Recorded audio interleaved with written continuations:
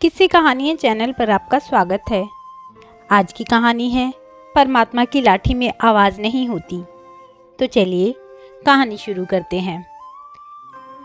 एक साधु वर्षा के जल में प्रेम और मस्ती से भरा चला जा रहा था कि साधु ने एक मिठाई की दुकान को देखा जहां एक कढ़ाई में गर्म दूध उबाला जा रहा था। तो मौसम के हिसाब से दूसरी कढ़ाई में गर्मा गर्म जलेबियां तैयार हो रही थी। साधु कुछ क्षणों के लिए वहां रुक गया। शायद भूख का एहसास हो रहा था या मौसम का असर था।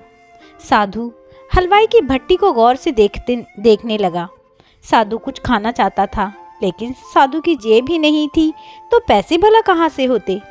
साधु कुछ पल भट्टी में हाथ सेकने के बाद चला ही जाना चाहता था कि नेक दिल हलवाई से रहा न गया और एक प्याला गर्म दूध और कुछ जलेबी साधु को दे दी। साधु ने गरम जलेबियां गरम दूध के साथ खाई और फिर हाथों को ऊपर की ओर उठाकर हलवाई के लिए प्रार्थना की, फिर आगे चल दिया। साधु बाबा का पेट भर चुका था। दुनिया के दुखों से बेपरवाह नए जोश से बारिश के गंदे पानी के छींटे उड़ाता चला जा रहा था। वह इस बात से बेखबर था कि एक युवा नवविवाहित जोड़ा भी वर्षा के जल से बचता बचाता उसके पीछे आ रहा है। एक बार इस मस्त साधु ने बारिश के गंदे पानी में जोर से लात मारी। बारिश का पानी उड़ता हुआ सीधा पीछे आने वाली युवती के कपड़ों को भिगो गया। उस औरत के कीमती कपड़े कीचड़ से लथपथ हो गए। उसके युवा पति से यह बात बर्दाश्त नहीं हुई, इसलिए वह आस्तीन चढ़ाकर आगे बढ़ा और साधु को कपड़े से पकड़कर कहने लगा, अंधा है, तुझको नजर नहीं आता? तेरी हरकत की वजह से मेरी पत्नी के कपड़े गीले हो गए हैं और कीचड़ से भर गए हैं। साधु हक्का बक्का सा खड़ा था, जबकि इस युवा को साधु का चुप रहना नाखुशगवार गुजर रहा था। महिला ने आगे बढ़कर युवा के हाथों से साधु को छुड़ाना भी चाहा, लेकिन युवा की आंखों से निकलती नफरत की चिंगारी देखकर वह भी फिर से पीछे खिसकने पर मजबूर हो गई। राह चलते राहगीर उदासीनता से यह सब दृश्य देख रहे थे, लेकिन युवा के गुस्से को देखकर किसी में इतनी हिम्मत नहीं हुई कि उसे रोक पाते और आखिर जवानी के नशे में चूर इस युवक ने एक जोरदार थप्पड़ साधु के चेहरे पर जड़ दिया।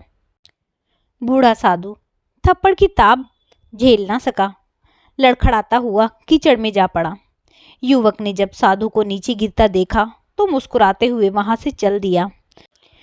बूढ़े साधु ने आकाश की ओर देखा और उसके होठों से निकला, वाह मेरे भगवान, कभी गरम दूध जलेबियां और कभी गरम गरम थप्पड़, लेकिन जो तू चाहे मुझे भी वही पसंद है। यह कहता हुआ वह एक बार फिर अपने रास्ते पर चल दिया। दूसरी ओर वह युवा जोड़ा अपनी मस्ती को समर्पित अपनी मंजिल की ओर अग्रसर हो गया। थोड़ी ही दूर चलने के बाद वे अपने मकान के सामने पहुंचकर रुक गए। वह अपने घर में पहुंच गए थे। वह युवा अपनी जेब से चाबी निकालकर अपनी पत्नी से हंसी मजाक करते हुए ऊपर घर की सीढ़ियां तय कर रहा था। बारिश के कारण सीढ़ियों पर फिसलन हो गई थी।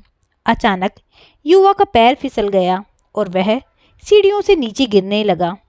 महिला ने बहुत जोर से शोर मचाकर लोगों का ध्यान अपने पति की ओर आकर्षित करने लगी, जिसकी वजह से काफ़ी लोग तुरंत सहायता के लिए युवा की ओर लपके, लेकिन देर हो चुकी थी। युवा का सिर फट गया था और ज़्यादा खून बह जाने के कारण उस नौजवान युवक की मौत हो चुकी थी।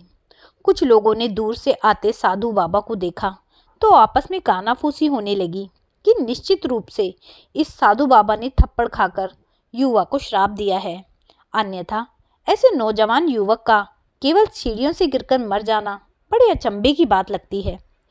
कुछ मनचले युवकों ने यह बात सुनकर साधु बाबा को घेर लिया। एक युवा कहने लगा कि आप कैसे भगवान के भक्त हैं जो केवल एक थप्पड़ के कारण युवा को श्राप दे बैठे।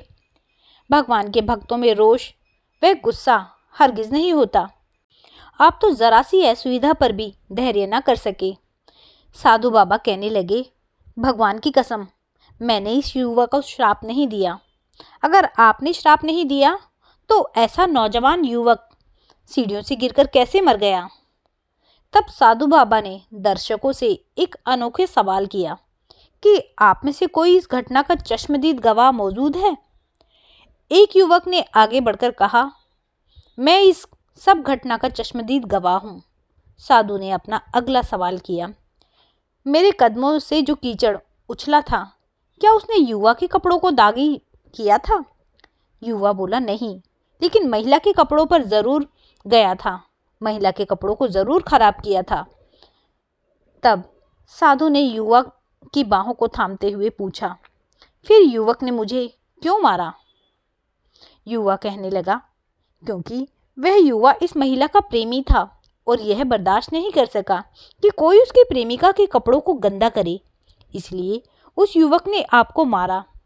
युवा की बात सुनकर साधु बाबा ने एक जोरदार ठहाका बुलंद किया और यह कहता हुआ वहां से विदा हो गया। तो भगवान की कसम, मैंने कभी किसी को श्राप नहीं दिया, लेकिन कोई है जो मुझसे प्रेम रखता है, अगर उसका यार सहन नहीं कर सका तो मेरे यार को कैसे बर्दाश्त होगा कि कोई मुझे मारे। और वह इतना शक्तिशाली है कि दुनिया का बड़े से बड़ा राजा भी उसकी लाठी से डरता है। उस परमात्मा की लाठी दिखती नहीं है और आवाज़ भी नहीं करती, लेकिन पड़ती है तो बहुत दर्द देती है। हमारे कर्म ही हमें उसकी लाठी से बचाते हैं, बस कर्म अच्छे होने चाहिए। तो दोस्तों, यह थी एक छोटी सी कहानी जिसका शीर्षक है परमात्मा की लाठी में आवाज़ नहीं होती। आपको यह कहानी कैसी लगी मुझे कमेंट करके ज़रूर बताइएगा। यदि कहानी अच्छी लगी हो तो कहानी को लाइक कीजिएगा, शेयर कीजिएगा और मेरे चैनल को सब्सक्राइब करना ना भूलिएगा। कहानी सुनने के लिए बहुत बहुत धन्यवाद।